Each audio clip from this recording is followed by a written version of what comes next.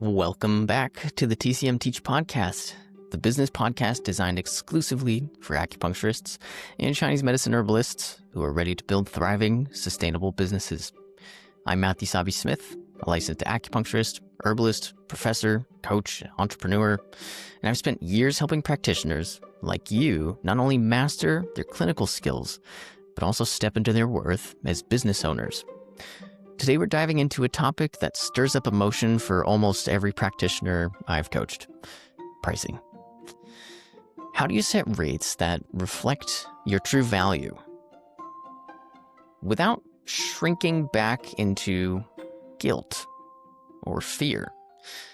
In this episode, we'll break down how to create pricing that is fair, confident, and sustainable, and how to communicate it in a way that feels natural and not salesy. So let's get started. But first, quick little disclaimer. Please remember, I am simply a practitioner here to help you on your journey. The information shared in this podcast is intended for educational and learning purposes only. It should not be taken as professional, legal, or financial advice, and for guidance specific to your business, please consult with the appropriate licensed professional. Thank you. So why pricing is more than just numbers? Pricing communicates value before a patient even walks in your door. If your rates are too low, patients may unconsciously devalue your services, whether you like it or not. And fair pricing isn't about greed. Notice I said fair, not excessive. Fair pricing isn't about greed. It's about sustaining the energy, focus, and presence you need to serve at a high level. So let's dive in. Pricing as an energy exchange. Every treatment involves more than time. It includes years of training, emotional presence, preparation, and of course, follow-up. One way we get our return on that is money. Money is one form of energy patients exchange for the transformation you provide.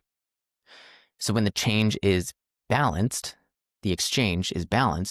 both practitioner and patient thrive.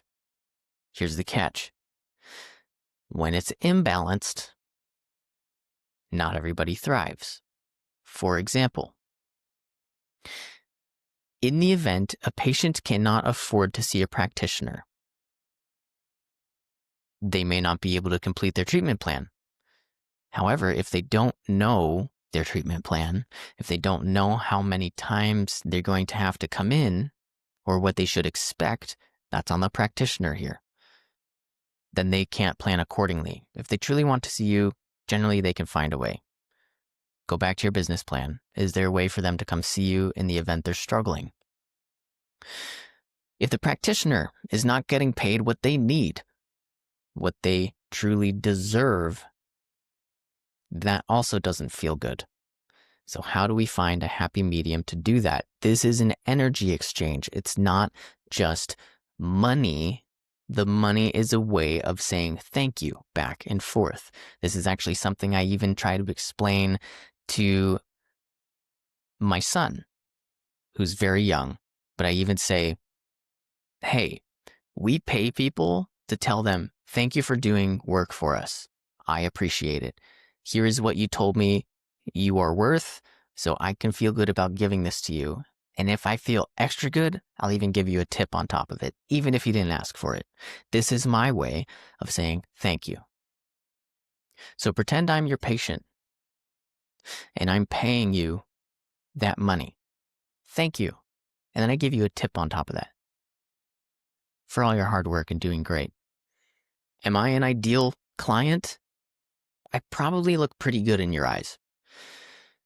If I am a patient who says, I'm sorry, I think you overcharged me on this, or can you give me a discount, or you're just so darn expensive, it's really hard for me to keep coming, what can you do for me? I'm probably a patient who's not going to make you feel very good, because I am actually not saying thank you. I am not giving you what you asked for, and that is your value. So think about that as you interact with patients. Think about that next time you go to a restaurant or a coffee shop and order. Tips go a long way. But whatever they're asking, you're just saying thank you. Think of it like that. So there are some common pricing pitfalls that practitioners run into. A lot of times practitioners will discount out of fear that patients will say no. But do you want to deal with that patient who's always trying to talk you down or get a discount? Or do you want to deal with the patient who says, hey, thank you, no problem, when can I come in next? I value you. I value your time. I value your energy, your efforts, your education. Next, charging based only on what others charge without considering your costs or expertise. No two acupuncturists are the same. And just because the acupuncturist right next to you is $50 an hour, that's no reason you can't be $150 an hour. Different people need different things. Maybe you offer a different value. Maybe you have a different type of training. If someone asks you, be transparent and tell them. Maybe you're supporting a family. Whatever it may be, get rid of the noise. Get rid of the noise around you. Charge what your value is. Don't worry about other people. Because if you're confident behind it, you're going to be excited to market it, and you're going to be excited when patients walk through the door. If that price that the acupuncturist right next door charges is not going to make you feel good, then that's not a good enough reason to charge that. Next, feeling guilty about raising rates, even as expenses rise. Rates go up. That's how it goes. Salaries go up in a job, in corporate, for example. So why can't yours go up? Or maybe there's another option that's a little cheaper, that's a different practitioner. But as you learn more, as you go through your business, your rates should go up. And I would be surprised if most of you listening to this podcast probably don't need to raise your rates. You probably do. Maybe no one's pushed you. Raise your prices, raise your prices, raise your prices. Generally, the block is typically the practitioner themselves or the business owner themselves. If you're worth it, you should be charging it. If you desire it, you should be charging it. Let's find a way to make that happen. So what is the consequence if you don't raise your rates, but expenses are still rising? You're making less return on your investment. And that is the last thing you want, because then your business as a result is struggling. So the consequence is financial stress, resentment towards your business, your patients, the profession. And as a result, if you start burning the candle at both ends, you're going to have lower quality patient care. And that is a recipe for disaster, because that is what will sink a clinic, what will sink a business. If you create lower quality care, there's going to be less feet walking through the door. So what does healthy pricing look like? Rates that cover overhead, reflect expertise, and allow for growth. You want to be clear, have upfront communication so patients know exactly what to expect, and confidence in your delivery. Do not ever apologize or over-explain your prices. So let's picture someone who has a imbalance with their Shen, or their pericardium is not quite up to par and they overshare everything. Generally, if you've been around long enough, you understand that's insecurity coming out. If you have to keep explaining your prices and keep explaining why you're so expensive, that tells us a couple things. It tells us that you think you're expensive and therefore probably are not energetically aligned for that payment. And two, you have to justify it to yourself every day that you deserve that. So maybe you just generally feel undeserving deep down. Do not apologize to people. Oh, I'm sorry, I'm so expensive. I know it's such a burden to work with me. Yeah, no one's going to want to work with you. Just say, this is my price. Love to see you. They can figure out the rest. Don't judge what someone can afford. I actually have a story about that, which I can share. Don't judge what you think somebody can afford. So I've worked in the art gallery business for a number of years. And I have a friend who shared this story with me that I don't think I'll ever forget. So he ran a art gallery that was African sculptures. And the sculptures came from Zimbabwe, and they were a premium price. That's how the gallery business works. They have to upcharge to get their return and pay the artist. So you can't ever judge what you think someone can afford, and I'm going to share this story with you in hopes that maybe you'll remember it. The story was the gallery owner said there was this man that walked through the door into this nice, very nicely curated art gallery, all with high-end, very well-known artists and sculptors. The man looked like he had no business being there. He had a white t-shirt, was eating an ice cream and dripped some of it on his shirt, basic gym shorts and sandals. Generally, people don't show up to high-end art galleries looking like that. So the gallery owner said, well, hey, let me know if you have questions on anything. I'd be glad to help you. So the man walks around the gallery for a little bit and he says, can you tell me about this one? Gallery owner says, oh, well, yeah, sure. That is a wonderful piece. That's by this artist and blah, blah, blah. And, it goes for this amount. Because the man looked like he had no business being there or able to afford it. The man continues to walk around a little more, goes back to the piece, he tells the gallery owner, yeah, I'd like to buy that. Gallery owner says, okay, great. Yeah, let me get that all set up for you. So then he goes back to his desk, starts putting in it all the information for him. The man keeps walking and he says, actually, I'm not done yet. Gallery owner stops. Huh. Oh, okay, great. What else can I get you? Yeah, I like that one and that one as well. The man ended up buying several sculptures and ended up becoming one of the most valued customers of the gallery. He happened to be some ex-athlete who had plenty of money to go around and happened to really enjoy these African sculptures. And from that day, the gallery owner told me, he says, never, ever assume what somebody can afford. Or you may think who your ideal buyer is, and it could be the complete opposite. So never judge someone based on appearance or what you think they can afford. It can always change. So when you're thinking about your prices, just remember they are there for a reason. There are people, the right people, who are going to come see you for it. Don't apologize. Don't over-explain. Next, flexibility. Provide flexibility in your pricing. This is one way to make you more accessible. You can offer packages, memberships, wellness plans. Maybe you could offer all of them. The only thing I would caution here is don't overcomplicate it. A confused buyer never buys. So make sure you don't create a confused buyer, but allow yourself to be accessible if that is a goal of yours, which I imagine it would be.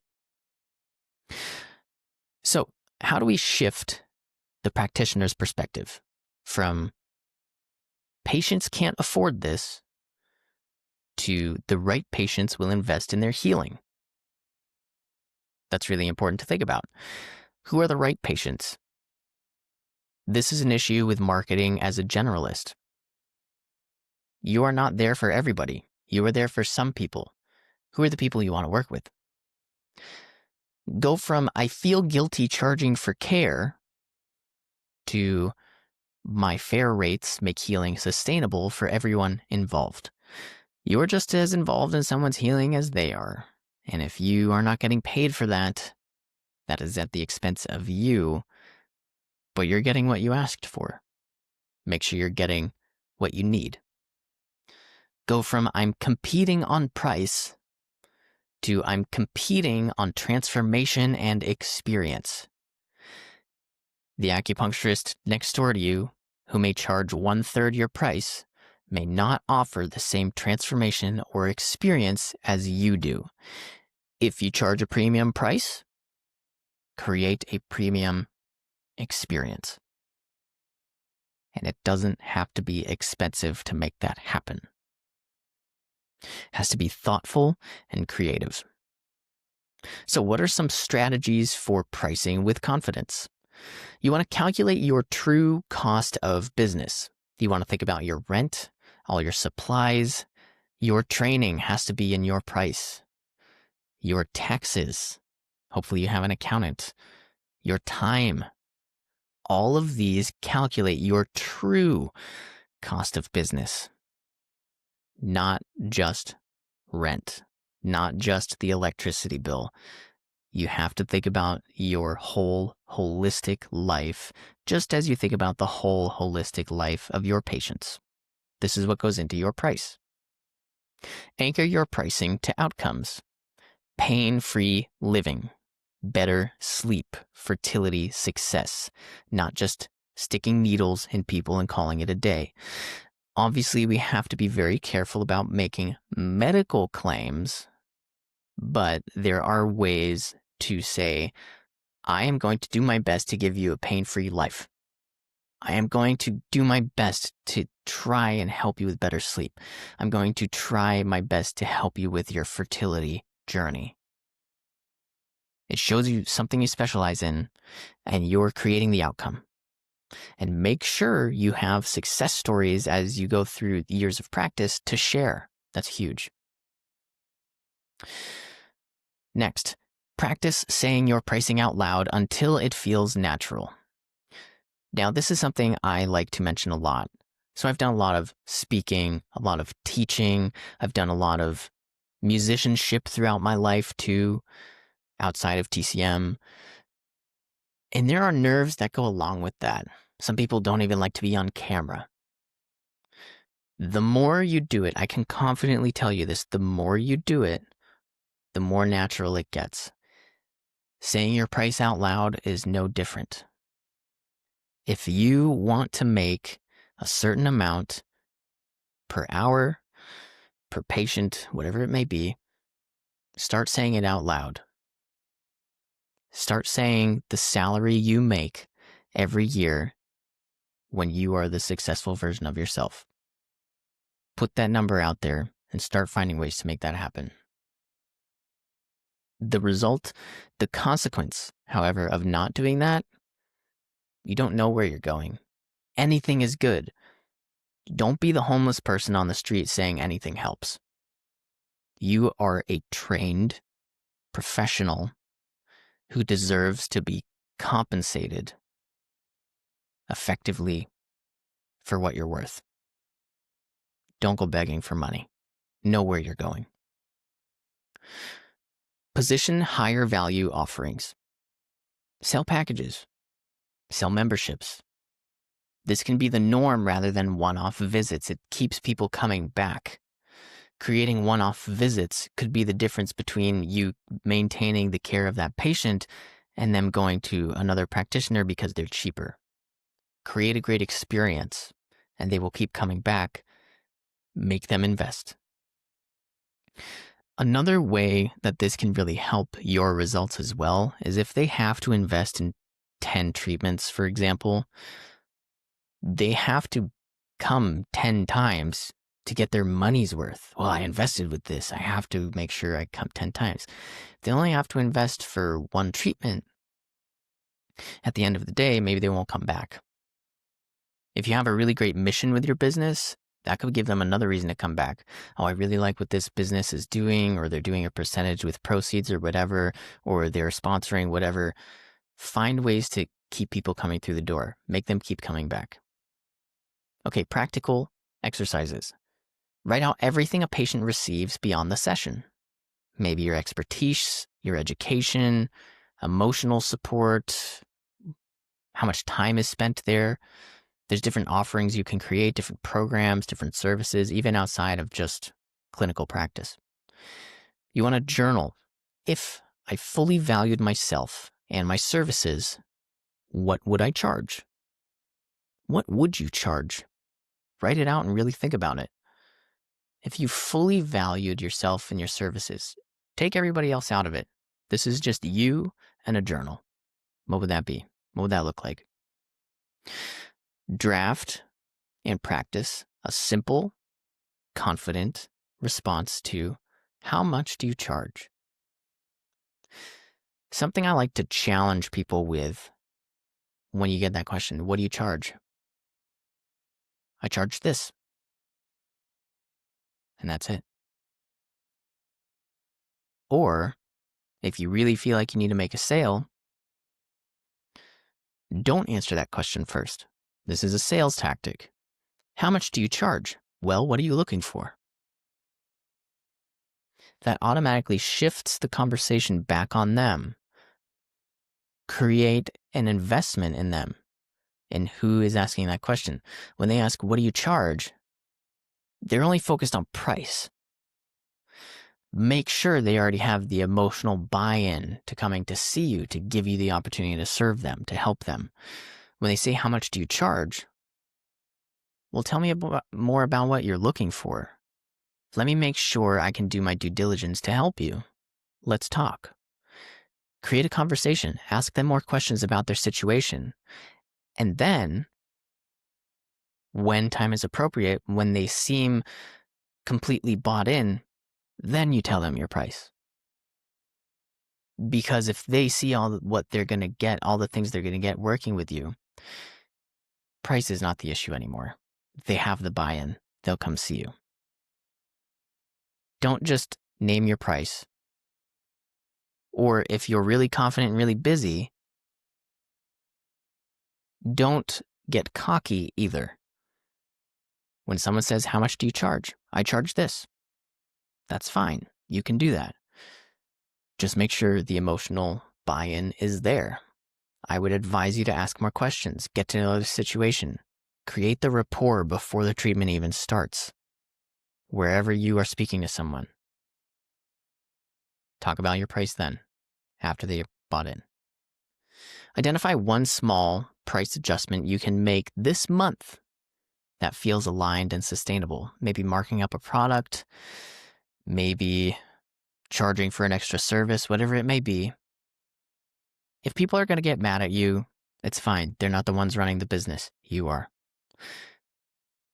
Create a small price adjustment. And I challenge you to actually make one. I'm sure there's somewhere you can make a price adjustment. And then put it into practice.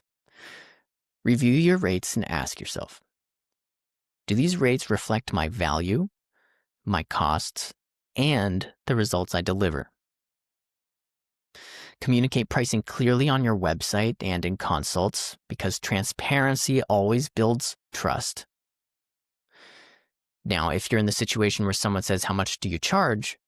What I'm trying to teach you is taking it a step further before they go on your website. Get to know their story, because then they're going to come to see you as the practitioner. Then the price becomes less relevant. When someone's asking price, they're going to do market demographics. Well, what other acupuncturists are in the area? Because I want to get the best value for what I pay, which any good consumer would do. Next, avoid apologizing or justifying. State your price. And pause. After you get that conversation going, just state your price. Make them come back with an answer for you. Experiment with packages. Maybe create a wellness care plan. 10 sessions for ongoing results. Could be simple, could be buy-in, a great buy-in for someone. Those are going to be better patients long-term, most likely. They're ready to invest, they're ready to go. And even if they feel a little wishy-washy, if they buy that package, they're going to be bought in by the end of those 10 sessions because you're going to create an amazing experience for them. They will see the results of acupuncture after 10 treatments. So I want to leave you with this. Pricing is not a burden. It's a reflection of your worth and a tool for creating a practice that lasts. When you charge fairly, you protect your energy, you honor your expertise, and create space to serve your patients with excellence. So I've created a resource called the Pricing Clarity Exercise to help you calculate sustainable rates and practice communicating with them with confidence. So in our next episode, we'll be diving into how to set and hit revenue goals as a practitioner. Until then, be well. Thanks for tuning in. See you.